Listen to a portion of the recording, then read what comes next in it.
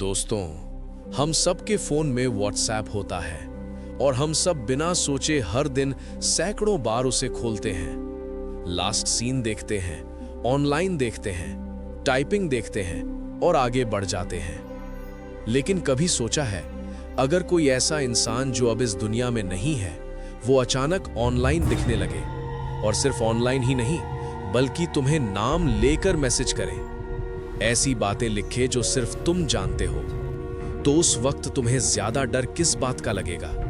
कि वो वापस आ गया है, या इस बात का कि उसे सब कुछ पता है? मेरा नाम आर्यन है और ये कहानी मेरे दोस्त विवान की है। विवान ऐसा इंसान था जो हर ग्रुप में होता है, जो खुद चाहे अंदर से कितना भी टूटा हो लेकिन दूसरों को हमेशा हंसाता है। हम 4 लोग थे, मैं, विवान, राहुल और कबीर। हमारा ग्रुप सालों से साथ था, स्कूल से लेकर कॉलेज तक। हमने साथ में बहुत कुछ किया और कुछ ऐसी चीजें भी जिनके बारे में हमने कभी किसी से बात नहीं की। विवान हमेशा सबको जोड़कर रखता था, लेकिन उस ट्रिप के बाद वो बदल गया था। 3 महीने पहले हम सब एक ट्रिप पर गए थे, पहाड़ों में। सब कुछ नॉर्मल था जब तक एक रात एक छोटी सी बात पर झगड़ा शुरू नहीं हुआ। पहले सिर्फ बहस थी, फिर धक्का मुक्की, फिर गुस्सा। वहां एक लड़का था, लोकल, जिसने हमें कुछ कहा और बात बढ़ गई। उस अंधेरे में उस पहाड़ी रास्ते पर एक धक्का लगा और वो लड़का नीचे गिर गया। उस पल किसी ने कुछ नहीं बोला। हम चारों बस एक दूसरे को देखते रहे। फिर हम भाग गए। हमने पीछे मुड़कर नहीं देखा, हमने किसी को नहीं बताया।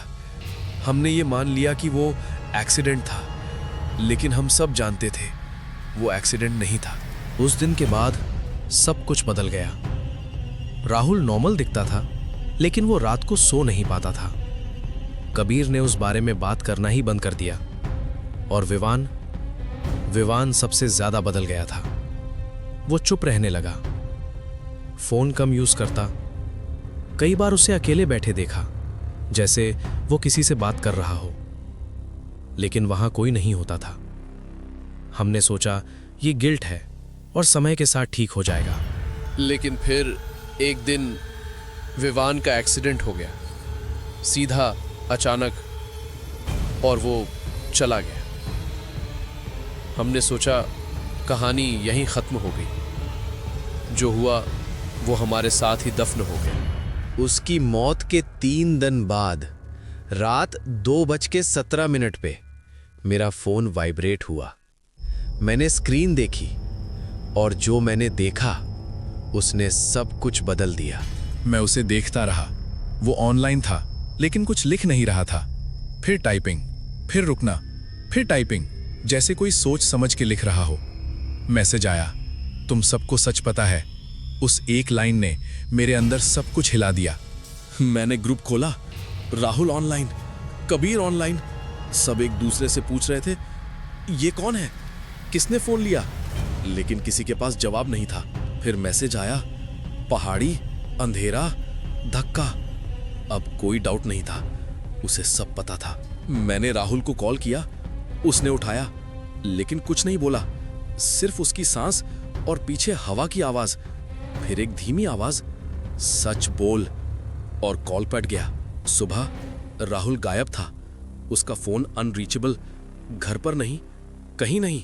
दोपहर में उसके नंबर से वीडियो आया। वीडियो में राहुल था, रो रहा था, डरा हुआ, और बार बार कह रहा था, मैंने धक्का नहीं दिया, मैंने सिर्फ देखा। उसके पीछे अंधेरा था, लेकिन उस अंधेरे में कोई खड़ा था। इसका मतलब धक्का राहुल ने नहीं दिया था, तो किसने दिया? मुझे याद आया, वो पल, वो धक्का मेरे हाथ से लगा था। फोन वाइब्रेट हुआ, मैसेज आया, अब सच पूरा होगा, अगला तू है। मैंने ग्रुप खोला। अब ऑनलाइन सिर्फ 2 लोग थे, मैं और विवान। आगे क्या होगा, क्या आर्यन अपनी जान बचा पाएगा या वो भी विवान की तरह अपनी जान गंवा देगा? ये जानने के लिए चैनल को सब्सक्राइब करके बेल आइकन दबा दें। जल्द ही पार्ट 2 आएगा।